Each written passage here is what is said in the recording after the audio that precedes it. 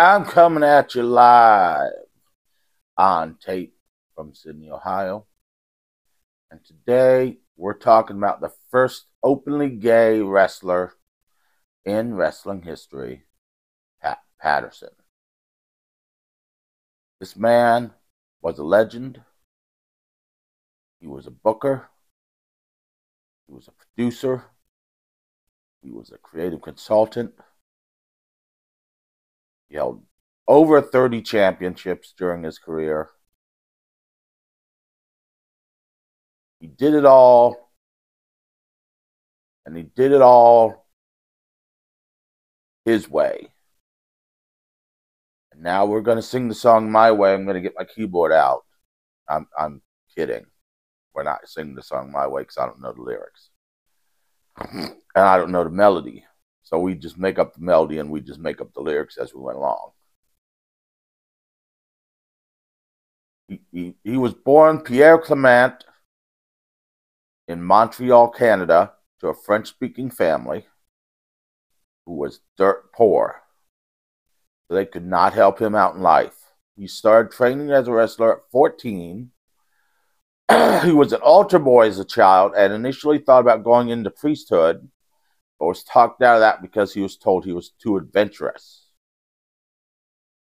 In 1958, he made his debut in Montreal, and thanks to a chance encounter with the owner of the company in Boston, he made his debut in Boston in the early 60s,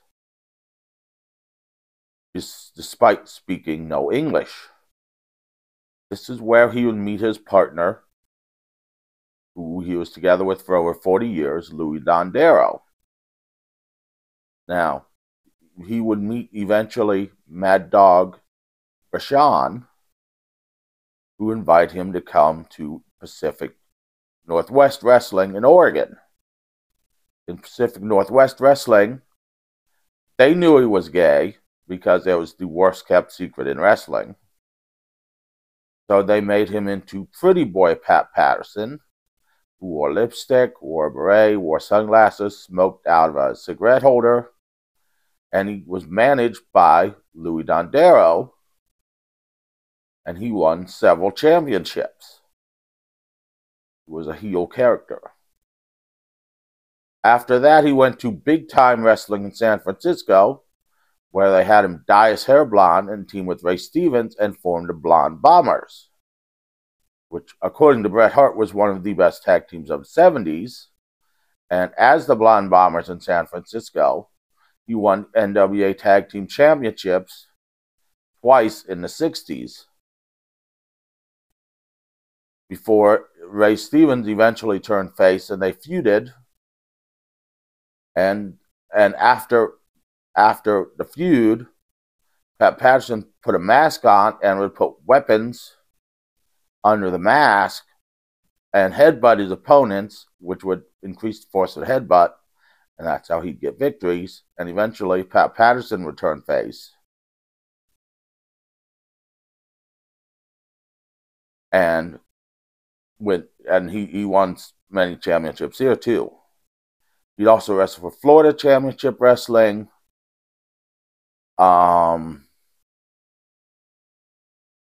He'd go on and wrestle in. He wrestled in a bunch. He'd do a tour in New Japan and wrestle in Antonio Inoki. In AWA, he'd reformed the Blonde Bombers and held the AWA Tag Team Championships a few times in the 70s. Eventually, in 79, he landed in WWF, as it was called then, and he was a heel managed by the Grand Wizard, and he won the North American Championship, and he also feuded with Bob Backlund, who was the WWF champion at the time. He never won the WWF championship. He never held any world championship. He never held NWA World Championship. He never won the WWF Championship. He never held a world title. He's probably one of the best to never hold a world title.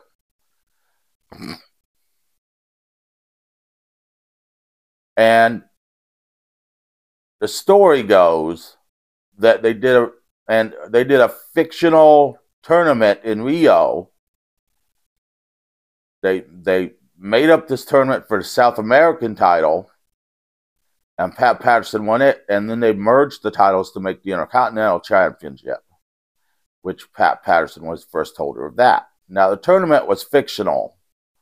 WWF just made it up, but it is in the record books as an actual tournament. So Pat Patterson was the first Intercontinental Champion, who he'd later lose it to Ken Pantera. But after he turned face, when Van Wizard tried to sell his contract to Lou Albano, Pat Patterson cut a scathing promo on Lou Albano, and then the Wild Samoans, who were managed by Albano, beat him up. Pat Patterson would then go on to feud with Sergeant Slaughter, and they'd have a famous alley street fight, which won PWI's Match of the Year that year.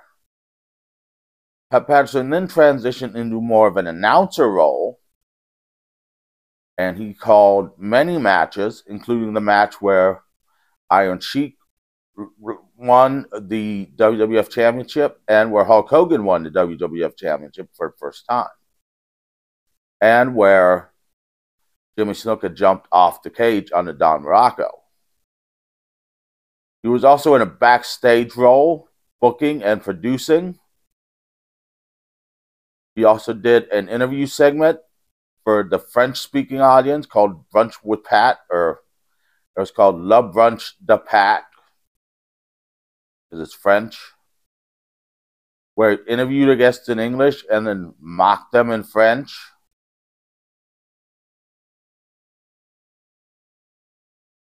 Later, this was done with different people after Pat left the show.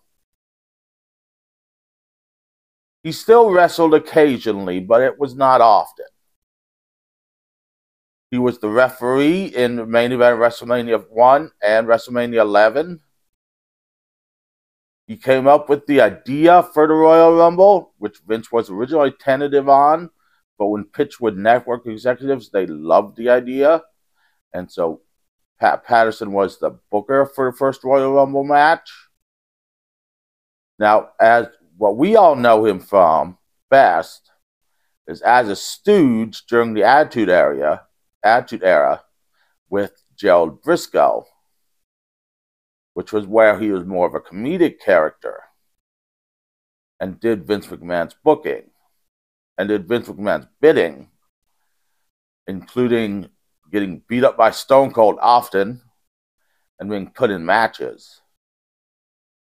Including at one point when he was put in a match with Rikishi and went to give him a stink face and dropped his pants, and there was a big poop stain there. And that became part of his character, of him dropping his pants and having a poop stain on his underwear and trying to rub the poop stain in the opponent's faces, getting him the nickname of Poop Stain Patterson. He would also win the Hardcore Championship and be in the first male evening gown match against Gerald Briscoe. That was won by no one because Crash Holly interfered and won the Hardcore Championship during that match. This was the Attitude Era. It was goofy as hell times. In 2004, he retired from WWF. Just come back to it again in 2005. But this time he wasn't working full-time. He was just a creative consultant, which probably explains why it went downhill fast.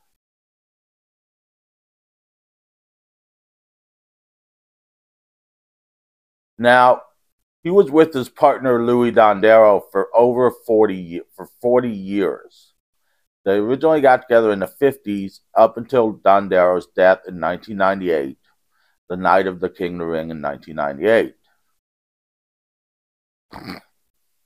And on WWE Legends House, which I don't think anybody watched, On the final episode, Pat finally came out on WWE TV and admitted how much he finally came out of the closet on WWE TV, because it was never acknowledged that he was gay on WWE TV, or I think on many wrestling programs. But he came out of the closet then. Though really, Pat Patterson came out of the closet in the early 70s. But on WWE TV, he came out of the closet. That might be confusing, but on WWE TV, finally acknowledged he was gay on the final episode of Legends House. And he admitted how much he missed his partner, Louis Dondero, who he was together with for 40 years.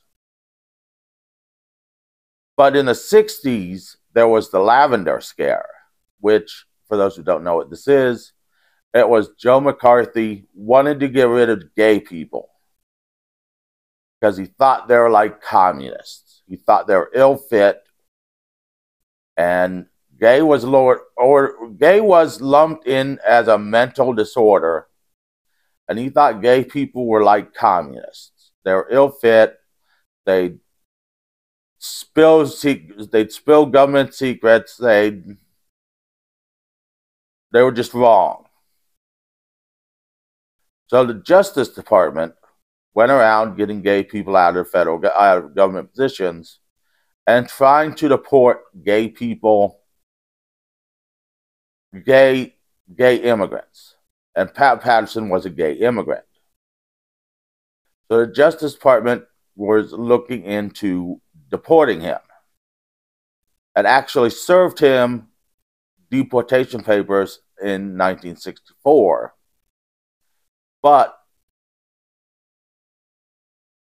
3 days after the deportation papers ended, told him to leave, he was wrestling again in Arizona.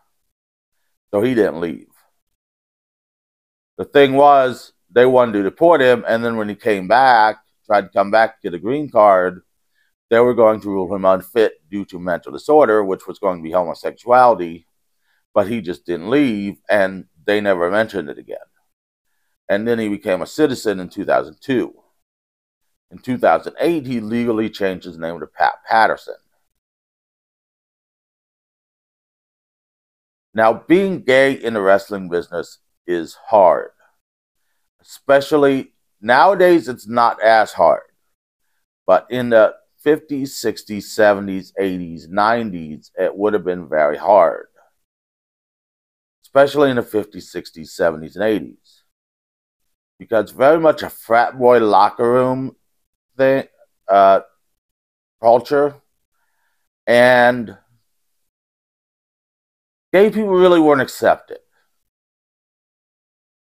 So what Pat Patterson did was he made jokes. He used a sense of humor to get accepted by the boys. He was always the first person to crack a joke about him being gay. And that's what made him accepted by the boys. As I said, he created the Royal Rumble match. And that's what made him accepted by the boys. Was he made jokes about him being gay. There are a lot of rumors about Pat Patterson that he gave breaks to boys who had sex with him. There's no proof about that. They say he molested young ring boys. Once again, there's no proof about that. He died in 2020, I think, at the age of 89. He is also the oldest person to ever win a championship in WWE at 79 years old when he won the 24/7 championship from Drake Maverick.